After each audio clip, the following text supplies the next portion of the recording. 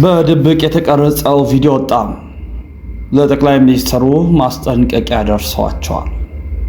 የአይኤምኤፍ ጉድ ኢትዮጵያን እያመሳት ነው። ሱቅን ዘግተውታ። የተወደዳችሁ ውድ ኢትዮጵያውያን ኦርቶዶክሳውያን እንዴት አላችሁ? እንዴት ቆያችሁ? እንዴት ሰነበታችሁ?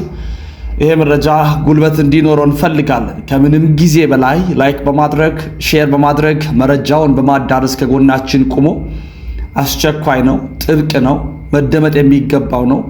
ሐሳቦቻችሁን ማንሸራሸር ትችላላችሁ። ላይክ አታደርጉም። ችግሩ እሱ ነው። ኦርቶዶክሳውያን ቪዲዮ እንሰራለን፣ መረጃ እናምጣለን፣ እናዳርሳለን። ነገር ግን አይቶ ማለፍ ላይክ ማድረግ እንኳን እስኪከብዳችሁ ድረስ ኮመንት ማድረግ እስኪከብዳችሁ ድረስ ተደርሷል። የኔ ብቻ ሳይሆን በቲክቶክ በተለያዩ ማህበራዊ ሚዲያ የሚሰሩ ዘገባዎች፣ የሚለቀቁ መረጃዎች ትኩረትን አሰጧቸውም። በተቻለው አቅም እርስ በርስ በመደጋገፍ እርስ በርስ አንድ በመሆን የማንሰራ ከሆነ ነገ ከነገ ወዲያ በጣም ዋጋ ምን ከፍል ነው የሚሆን።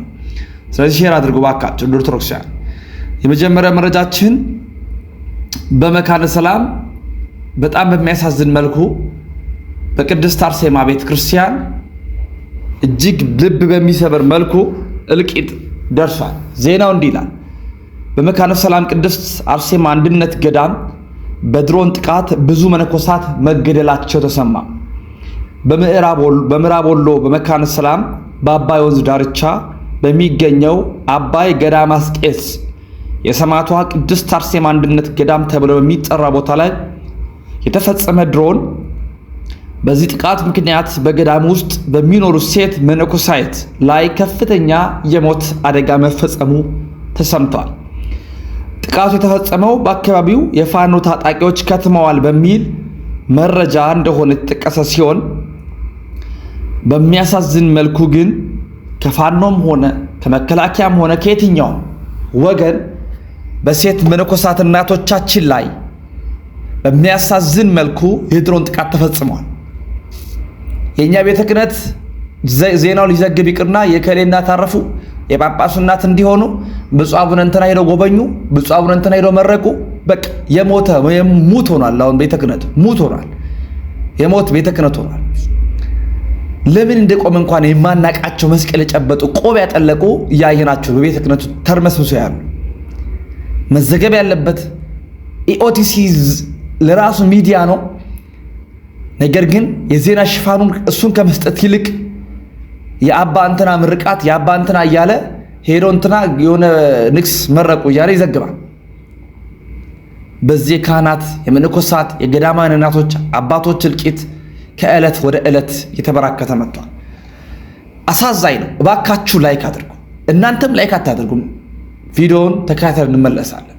እጅግ አሳዛኝ ዜና ተሰምቷል። ዛሬ ሐምሌ 15 ቀን 2018 ዓ.ም በአማራ ክልል መካነ ሰላም በአባይ ወንዝ ዳርቻ በሚገኘው የቅድስት አርሴማ አንድነት ገዳም ላይ በተፈጸመ የድሮን ጥቃት በገዳሙ የነበሩ 2 ሴቶች ወዲያውኑ ሕይወታቸው አልፏል። በጥቃቱ ሌሎች በርካታ ሰዎች የቆሰሉ ሲሆን ድርጊቱ የተፈጸመው በአካባቢው የፋኖ ኃይሎች ከትመዋል በሚል ምክንያት እንደሆነ ምንጮች ገልጸዋል።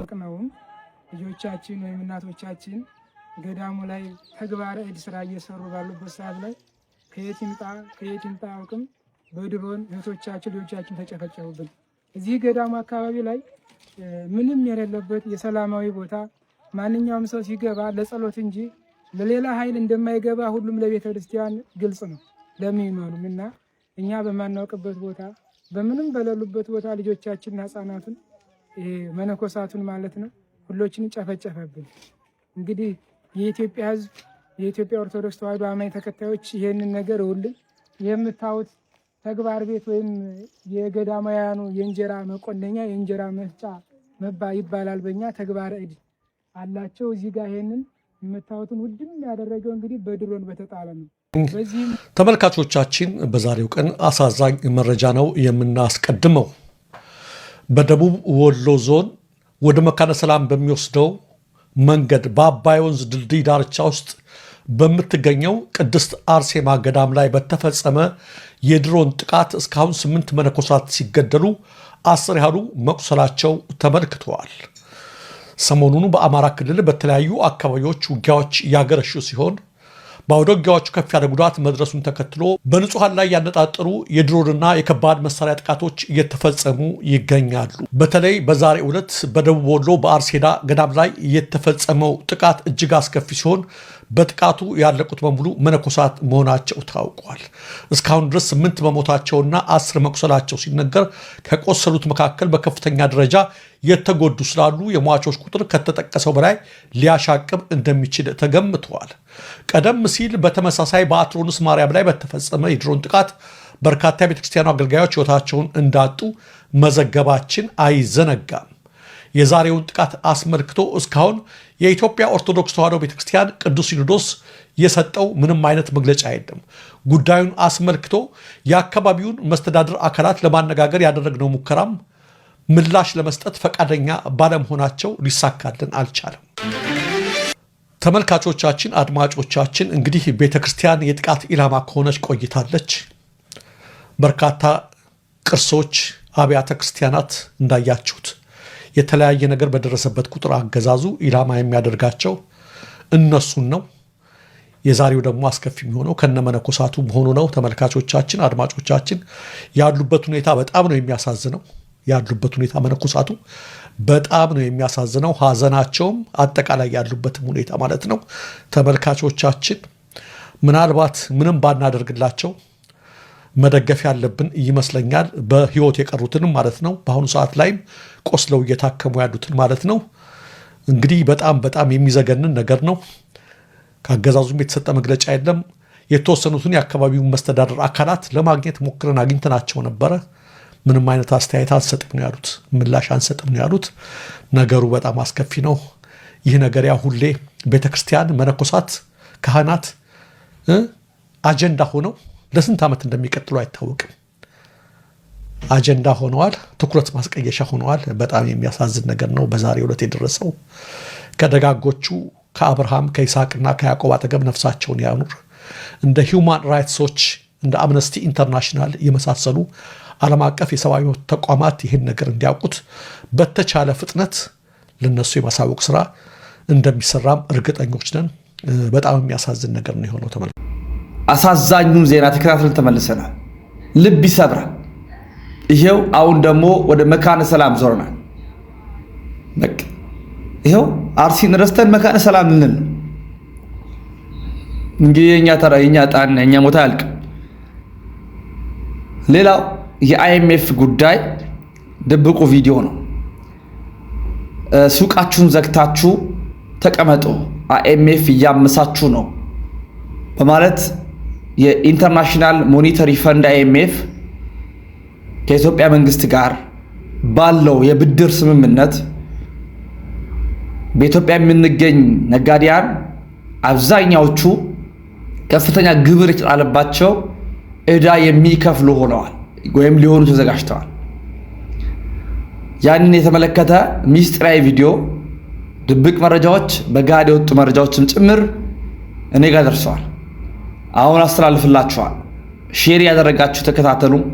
የኢትዮጵያ ብድር ከዕለት ወደ ዕለት በመብዛቱ በኢትዮጵያ የሚኖረው የኑሮ ውድነት ከፍ እያለ የነጋዴው ክፍል መስራት የማይችልበት ደረጃ ላይ ስለመድረሱ መረጃዎች ወጥተዋል። አይኤምኤፍ ያመጣው ጣጣ የኢትዮጵያውያንን ኑሮ እያመሰቃቀለ ነው ሲሉ በርካቶች እየገለጹ ይገኛሉ። አይኤምኤፍ የሚደግፈው የኢኮኖሚ ማሻሻያ ፕሮግራም ከተጀመረ በኋላ የብር ዋጋ በመውደቁ ከውጭ የሚገቡ እቃዎች ዋጋ ከፍ ብሏል። የነዳጅ ዋጋም በተደጋጋሚ ጨምሯል። በተጨማሪም የመብራት ታሪፍ፣ የቴሌኮም አገልግሎቶች፣ የትራንስፖርት ታሪፍ፣ የቤት ጣራና ግድግዳ ግብር እንዲሁም የተሽከርካሪ ታርጋ ክፍያ በከፍተኛ ሁኔታ ጨምሯል። ከዚህም በላይ ከታክስ ነፃና ከግብር እፎይታ ተጠቃሚ የነበሩ አንዳንድ እቃዎች ላይ አዲስ ቀረጥ ግብር ለመጣል መታቀዱም ተሰምቷል። በሌላ በኩል መንግስት እነዚህ ማሻሻያዎች ኢኮኖሚውን ለማረጋጋትና የውጭ ምንዛሬ ችግርን ለመቅረፍ አስፈላጊ ናቸው ብሏል። ሐሳባችሁን በኮሜንት አጋሩኝ። ፎሎ በማድረግ ቤተሰብ ሱቅን ዝጋና ውጣ።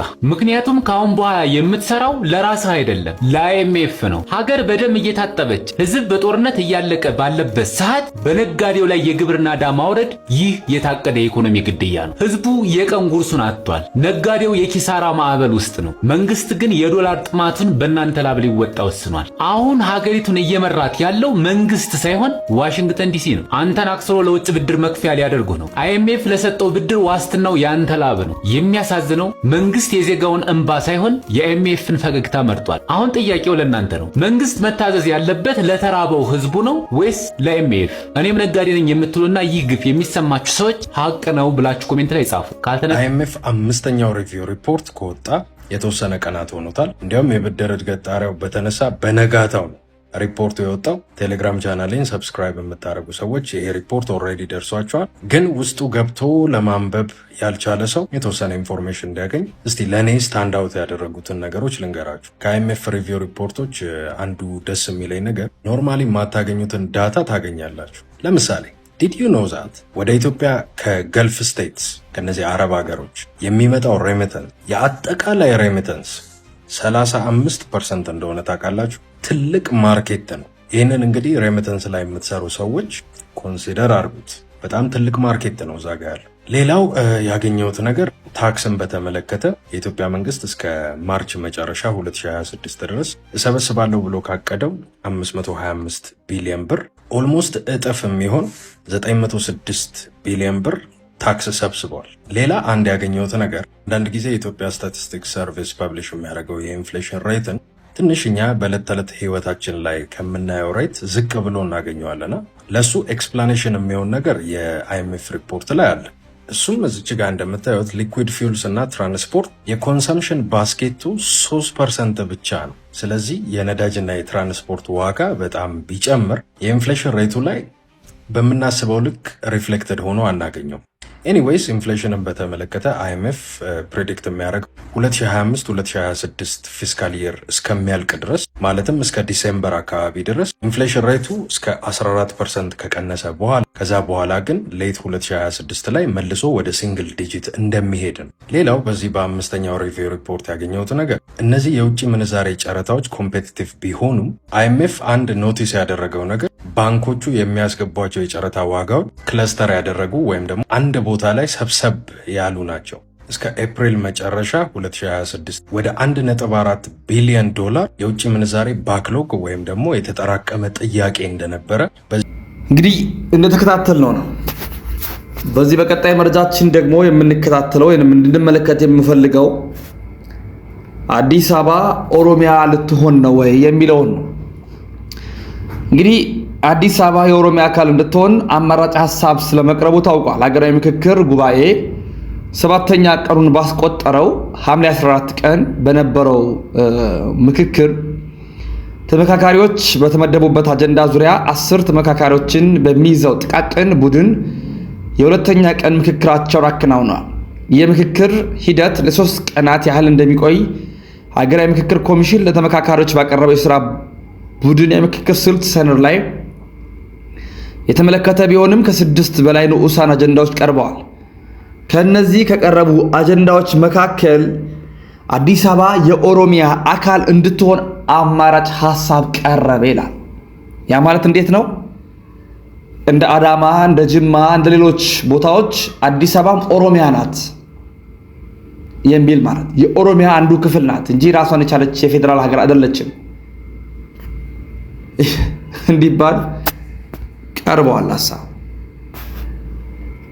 ተጋተን መልሰር ሁለቱም መስተዳደሮች አዲስ አበባና ድሬዳዋን በሚመለከት የተፈጠረውን ውዝግብ ለመፍታት ለአዲስ አበባ 4 ለድሬዳዋ 3 አማራጮች መቅረባቸው ተሰማ። ሀገራዊ የምክክር ኮሚሽኑ ለአዲስ አበባ ያቀረባቸው አማራጮች ከተማዋን ሲቲ ስቴት ራስ ገዝ ማድረግ፣ የፌዴራል አካል ማድረግ፣ ራሷን የቻለች ክልል ማድረግ ወይም የኦሮሚያ አካል ማድረግ የሚሉ ሲሆኑ የከተማዋ መሬት ወሰን፣ የስራ ቋንቋና የቦታዎች ስያሜን በንዑስ አጀንዳነት አብረው ቀርበዋል። በሌላ በኩል ለድሬዳዋ ከተማ ሲቲ ስቴት የፌዴራል አካል ወይንም ራሷን የቻለች ክልል የመሆን 3 አማራጮች የቀረቡላት ሲሆን ከተማዋ በኦሮሚያ ወይንም በሶማሌ ክልል ስር እንድትሆን የሚያደርጉ አማራጮች ግን ሙሉ በሙሉ ከሰነድ ውጭ መደረጋቸው ተገልጿል። ሐሳባችሁን በኮሜንት አጋሩ። ፎሎ ማድረግ ቤተሰብ ሆኖ ይሄ የምክክር ጉባኤው ላይ ነው የቀረበው ሐሳብ። ወደ ቀጣይ መረጃችን እናምራ። በቀጣይ መረጃችን በከተማ ያሉ ገዳማውያን ወይም ገዳማት መስፈርቶቻቸው ምንድን ነው? እንግዲህ በከተማ ብዙ ገዳማት አሉ። መነኮሳት ከከተማ ይውጡ ቢባል ጩኸቱን ሰምታችኋል። ነገር ግን በከተማ ያሉ በከተማ ያሉ ገዳማት መነኮሳትን ሲቀበሉ የገዳማዊ ስርዓት መስፈርቶቹ ምንድን ናቸው? ይህንን በተመለከተ መምህር ኃይለማርያም ዘውዱ እንዲህ ይሉናል። አሁን እንግዲህ ወደኛ የከተማ ገዳማት እንምጣ። አሁን አዲስ አበባ ቅድም እንደተነገረው ባለፈው እንደሰማነው እነ ቦሌ በመነኮሳት ነው የሚቀደሱት። ማነው ከመነኮሳት በላይ አስተዳዳሪ መሆን አይችልም ውጪ። አሁን ደግሞ ቅድስት ሥላሴ፣ ቅድስት ማርያም፣ እንጦጦ ኪዳነ ምህረት፣ ምስካየ ኅዙናን፣ እንጦጦና ምስካየ ኅዙናን ገዳም ለመምሰል ሙከራ ያደርጋሉ። ግን ዞሮ በደሞዝ ነው የሚቀጠሩ ሰው። እነዚህ ሁሉ ሰው አመልክቶ ለፍቶ ደይ ጸንቶ የሚገባባቸው ትልልቅ ደሞዝ የሚከፈልባቸው ከአስተዳዳሪው ጀምሮ እስከዛ ሁሉ በሙሉ ተቀጣሪ ግን መነኮሳት ብቻ ያሉበት። እንደውም ይሄንን ከበለ ለማድረግ ይሄ በደንብ ወደፊት ቅዱስ ሲኖዶስ ሊያየው ይችላል። ቄስ ያገባ ቄስ አይቀድስበትም የሚል ሰበብ አለ። በሌሎቹ አብያተ ክርስቲያናት የሌለ ያገባ ካህን የማይቀድስበት መነኩሴ ብቻ የሚቀድስበት የሚባለው አስተምሯቸው ራሱ እንደገና መታየት ያለበት ጉዳይ ነው። ይሄ ቅዱስ ሲኖዶስ በደንብ የሚያየው ይሆናል። ዞሮ ግን እኛ ገዳማት የምንላቸው በአዲስ አበባ ያሉ ቅድም የጠሯቸው በሙሉ ሰዎች ደይ ጸንተው ሀገረ ስብከት ተንከራተው አመልክተው በዘመድ አዝማድ ከፋም ሲል በጉቦ ገብተው የሚቀጠሩባቸው ናቸው እንጂ ምን ነው የሚገቡባቸው አይደሉም። ከገቡም በኋላ የሚቀበሉትን ደመወዝ በህብረት ሳይሆን በግላቸው አካውንት ነው የሚያስቀምጡት። የግል ቤት ይኖራቸዋል። አብዛኞቹ የመነኮሳት መኖሪያም የላቸውም። እንደ ምስካየ ኅዙናን ያሉት እንደ ኪዳነ ምህረት እንጦጦ ያሉት መኖሪያ ተወሰነ መንገድ አለ። ግን መኖሪያ ያላቸው እንጂ ብር እንዳያወጡ ደመወዝተኞች ተቀጣሪዎች ናቸው። ሲያጠፉ ይባረራሉ። ሌላ ደግሞ በእነሱ ከሌላ ደግሞ ተቀይሮ ይመጣባቸዋል። ኦልሬዲ ስራ ቅጥር ነው፣ ስሙ ነው ገዳም። ምናልባትም ቄስ እንዳይቀጠር ሆን ተብሎ የተደረገ ነው የሚመስለው። ቦታውን ቄስ እንዳይቀጠር ቅድስት ሥላሴ አሁን ዲያቆናት ሲቀድሱ ይኖሩና ሲያገቡ ወግዱ ይባላል። ይሄ በደንብ መታየት ያለበት ጉዳይ ነው። ማግባት ክህነትን ይለውጠዋል። መቀደስ ከምንኩስና ጋር አይገናኝም። መቀደስ የሚገናኘው ከክህነት ጋር ነው። ያገባ ካህን መቀደስና ድንግል የሆነው መቀደስ በቅዳሴ መካከል የሚያወጣው ለውጥ የለም። ይሄ ወደፊት የሚታይ ነገር ይሆናል። እንደዋዛም ስለተለመደ በብዙ ገዳማትም የተለመደ ነው። በሌሎች ዓለማት ግን የለም። ምንኩስና የተጀመረበት በአስቄጥስም በአባ እንጦንስ ገዳምም በአባ ጳውሊ ገዳምም እኛም ማምና ሄደን አየነው። እኛን ካህናት ከሆናችሁ ግቡና ተሳለሙ ብለው መቅደሱን ከፍተው ነው የሚያስገቡን። ያገባችሁ እንዳትገቡ መነኮሳት ብቻ የሆናችሁ ግቡ ወይም ደናግል ብቻ አላሉንም። እንግዲህ ምናልባት ግን የኛ ቤተክርስቲያን ኋላ ጊዜ የወሰነችው ሲኖዶሳዊ ውሳኔ ካለ ይሄን ከአባቶቻችን የምንሰማው ይሆናል። ለማንኛውም ግን ከተማ ያሉት ገዳማት የገዳምነት መስፈርት የላቸውም። ምናልባት በመነኩሴ አለቃና በመነኩሴ ቀዳሽ መኖራቸው ካልሆነ በስተቀር አለቃው ተቀጣሪ፣ ቀዳሾቹ ተቀጣሪዎች፣ ሁሉም ተቀጣሪዎች ናቸው። የጋራ ህብረት ገዳማዊ ሀብት የላቸው። ሀብታቸው የሚቀመጠው በየግላቸው የግል ሀብት አላቸው። እንዲህ የሚባል ገዳም የለም። ይሄ እየሰፋ አሁን ወደ ሐዋሳ ለምሳሌ ሐዋሳ ገብርኤል፣ እዚህም ባህር ዳር ብዙዎቹ ባህር ዳር አድባራት ገዳም ናቸው። ይህ አሁን ቤተክርስቲያናችን ቢያስነቅፋት እንጂ አያስመሰግናትም። ገዳም የመናኞች መኖሪያ ነው። መናኞች ስለሆኑ የግል ሀብት የላቸውም። ገዳሙ ያኖራቸዋል፣ ገዳሙ ያለብሳቸዋል፣ ገዳሙ ይመግባቸዋል። እነሱ ገዳሙን ያገለግላሉ በቅጥር ሳይሆን የገዳሙ ባለቤቶች ስለሆኑ። እንደዚህ የሚሆን ካለ ከተማ ገዳማትም አለ። በግብፅ ገዳም በአሮጌው ካይሮ መካከል የቅዱስ መርቆሬዎስ ገዳም አለ። አቡ ሰፊን የሚባለው ገዳም ባለ ሁለት ሰይፍ ብለው እንኳን ክርስቲያኑ ሙስሊም ሁሉ በጣም ይወደዋል ቅዱስ መርቆሬዎስን በግብፅ። እንግዲህ በዛ ውስጥ በርካታ እናቶች በቅርብ ጊዜ ያረፈችው ቅድስት ኤሬንን ጨምሮ ትልልቅ እናቶች ያሉበት ነው። አሁንም በጥሩ ሁኔታ የተያዘ የእናቶች ገዳም ነው። አሮጌው ካይሮ ከተማ ውስጥ ነው። ነገር ግን አንደኛ በትልቅ ግንብ የታጠረ ነው ያ የእናቶች ገዳም። ሁለተኛ በአጽዋማት ወቅት ማንም ሰው መግባት አይችልም እዛ ገዳም ውስጥ። ለተሳላሚ ሁሉ የተከለከለ ነው በአጽዋማት ውስጥ። እንደውም ብዙዎች ለጎብኚዎች አልመቻለ የሚል ሐሳብ ያነሱበታል። ያን ገዳም በአጽዋማት እንደ ፍልሰታ እንደ አብይ ጾም እንደዚህ ባለው ዝግ ነው። ማንም ሰው አይገባም ወደዛ ውስጥ። ሁለተኛ በዛ የሚኖሩ መነኮሳት በዛው ጸንተው ይኖራሉ እንጂ ገሌ ዘመዴ ባይዴ ጓደኛ ማቃው ሰው ብለው ወደ ከተማ ብቅ አይሉ። በዛ ያሉ እናቶች የእናቶች ገዳም ነው። በዚያ ውስጥ በሚኖሩት ውስጥ ደሞዝ ያለው ማንም ተቀጣሪ የለም። ያ ትልቅ ገዳም በካይሮ መካከል ውስጥ ይገኛል። ፍጹም ገዳም ነው። ግን ከመላው ዓለም ጫጫታው ጋር ነው ጋር አይገናኙም። ወደ ከተማው አይገቡም። አጽዋማት ባልሆነበት ወቅት ጎብኝ ሲሄድ ገብቶ ጎብኝቶ ሁሉንም መነኮሳት አያገኝም። ለአስጎብኝነት የተመደቡትን ብቻ አግኝቶና ተሳልሞ ይወጣል። ምናልባት እንግዲህ ይሄን ገዳም ሊመስለው የሚችለው የተጠቀሰው የሰበታ ቤተ ደናግል ጠባባት ገዳም ነው። እሱ እንደ ዚያኛው ገዳም ሊሆን ይችላል። ገዳም ነው፣ የአንድነት ገዳም ነው። አኗኗሩም እንደዛ ስለሆነ ከዛ ውጭ ግን ቀሳውስትን ገለል አድርጎ መነኮሳት ብቻ ደረሰ ላይ ነው የሚቀጠሩበት፣ መነኮሳት ብቻ የሚቀድሱበት ግን በቅጥር ብሎ ገዳም የለም። በቀጣይ እንድናደምጥ የምወደው የዓለም ሕዝብ ጠንቅቆ ኦርቶዶክስን ቢያውቅ ኖሮ አስተምሮቷን፣ ስርዓተ እምነቷን ያንዳንዱ የምታደርጋቸውን በሙሉ ቢረዳ ኖሮ ኦርቶዶክስ ይሆን ነበር ይሉናል። ተከታተል እንመለስ። መብቱ ነው እኮ የኢትዮጵያ ሕዝብ ኦርቶዶክስ መሆን። በእርግጥ ቁጭ ብለን ካወራን በስነ ስርዓት ካወራን ለዓለም ሕዝብ ለዓለም ሰላም የምትጠቅመው ሃይማኖት ኦርቶዶክስ ተዋህዶ ቤተክርስቲያን ብቻ ናት። ዓለም ሰላም እንድትሆን የዓለም ሕዝብ በሙሉ ኦርቶዶክስ ቢሆን የዓለም ሰላም ትሆናለች። የኢትዮጵያ ኦርቶዶክስ ተዋህዶ ቤተክርስቲያን የምታስተምረው ጠላቶቻችሁን ውደዱ፣ ለሚያሳድዷችሁ ጸልዩ፣ ለሚረግሟችሁ መርቁ፣ ግራችሁ ላይ የሚመታችሁ ቀኛችሁን ስጡ፣ ጥይት ላይ የሚመዛችሁ ጥይት መዘዙ አይደለም። ሃይማኖት ሲቀይር ግደሉ አይደለም። እና ይችን ሃይማኖት ከያዝሽ እንዴት ነው ዓለም ሰላም ማትሆን? በሀያት ላይ የአካላዊ ጥቃት ማድረስ የሚፈልጉ ሰዎች ካሉ እንገልሻለን፣ እናሳድድሻለን፣ እናትሽን እንገላለን ወዘተረፈ የሚሉ ሰዎች ካሉ አንደኛ በህግ ይጠይቃሉ። የእሷን ነፍስ አጥፍተው የእሷን ቤተሰቦች ገለው በሰላም ቁጭ አይሉ አንደኛ። ሁለተኛ ነገር ደግሞ ሃይማኖት እንዳልሆነ ይወቅ ያሉበት። ቢኮዝ እንደዚህ አይነት ሃይማኖት የለም። ሶ የሚሻለው በምንድን ነው አይደል? በነፃነት እንድትኖር ከፈለገች ኦርቶዶክስ ትሁን፣ ከፈለገች ጴንጤ ትሁን፣ ከፈለገች እስላም ትሁን በነፃነት ግን ህገ መንግስት ባለበት ሀገር ግን ማንም ሰው ማስፈራራት አይችልም። አንዳንዶች እኮ ኢትዮጵያ ሀገራቸው ሌላ ሀገር እንዳላቸው ሁሉ ነው እዚህ የሚበጠብጡት። እዚህ ውስጥ እየኖሩ እኛ አረብ ነን የሚሉ ሰዎች እኮ አሉ። አረብ ከሆነ እዚህ ምን አባቱ ይሰራል? አይሄድም። እኛ ግን ሌላ ሀገር የለንም። አሜሪካም አረብም እንትንም አይደለም። እኛ ሀገር ያለችን ኢትዮጵያ ናት። ኢትዮጵያ ደግሞ ሰላም ሆኖ ህዝብ ሁሉ ተዋዶ ተከባብሮ ተፋቅሮ አንዱ የአንዱን ደንበር ሳይሆን ከእስልምናም ወደ ክርስትና ከክርስትናም ወደ እስልምና ከጴንጤም ወደ ካቶሊክ ማንም ሰው የመሄድ መብት አለው፣ የመምጣት መብት አለው። ሶ ማንም ሰው የመሳደብ የመግደል የማስፈራራት መብት የለውም። ካለስ ይሄ ሃይማኖት አይደለም። በፍርሃት እንኳን ቆፈን ውስጡና ከነሱ ጋር እንኳን ብትኖር ደስ እያላት እንደማትኖር እወቁ። ደግሞ እውነትን ተናግራ አጋልጣ ሄዳለች። በቃ ተናግረዋለች እኮ አንድ ጊዜ ተንፍሰዋለች እኮ። ስለዚህ እቺ ልጅ በእኔ እምነት በቃ ብዙ መከራ ውስጥ ነው ያለችው አሁን በዚህ ሰዓት ላይ። ገዳሙም ውስጥ ትኖር ኮምቦልቻም ትኖር ጸለየንላት ወደ እናት ቤተክርስቲያን መጣ በክብር በትናንትና ጽናቷ እንድትቀጥል እንጂ አሁን በሷ ቦታ ብንሆን እኛ እስከሷ የተለየ ነገር እናደርጋለን? ሰው እኮ ሲፈራ መከራ ሲደርስበት እኮ ክፉ ቀንና ቅዝምዝምን ጎንበስ ብሎ ማለፍ ነው። አንቺ እኔ ጋር ኢንተርቪው ያደረግሽ ነው እንጂ አያደርግብሽና ነገ ብትሄጂ እንመክርሻለን፣ እንጸልይልሻለን፣ ተይነ አይጠቅምም እንልሻለን። መንገዱን ጨርቅ ያርግልሽ። ቢኮዝ አንቺ በመሄድሽ አንደኛ አንቺ መግደል ኃጢአት ነው፣ ገነት አያስገባም፣ ሲኦል ውስጥ ነው የሚያስገባው። ሁለተኛ በህግ ያስጠይቃል።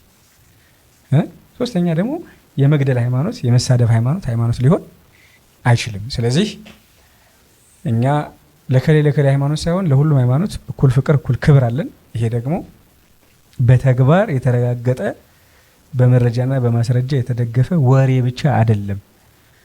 ኢትዮጵያን እንወዳለን ብለው ከአጥፊና ከአክራሪ ኃይል ጋር ቆመው ኢትዮጵያን ለማውደም የሚያወሩትም ኢትዮጵያን እንወዳለን ይላሉ። ኢትዮጵያን መውደድ በተግባር ነው እንጂ በምላስ አይደለም። የተወዳችሁ ቤተሰቦቻችን ውድ ኦርቶዶክሳውያን ኢትዮጵያውያን ኤርትራውያን ባካችሁ መረጃውን አዳርሱ። በየቀኑ መረጃዎችን እየሰራ እንገኛለን። ውድና ክቡራን ቤተሰቦቻችን በሌሎች መረጃዎች እንመለሳለን። እስከዚያ ተሰነባበት። ሰናይ ቆይታ ይሆንላችሁ።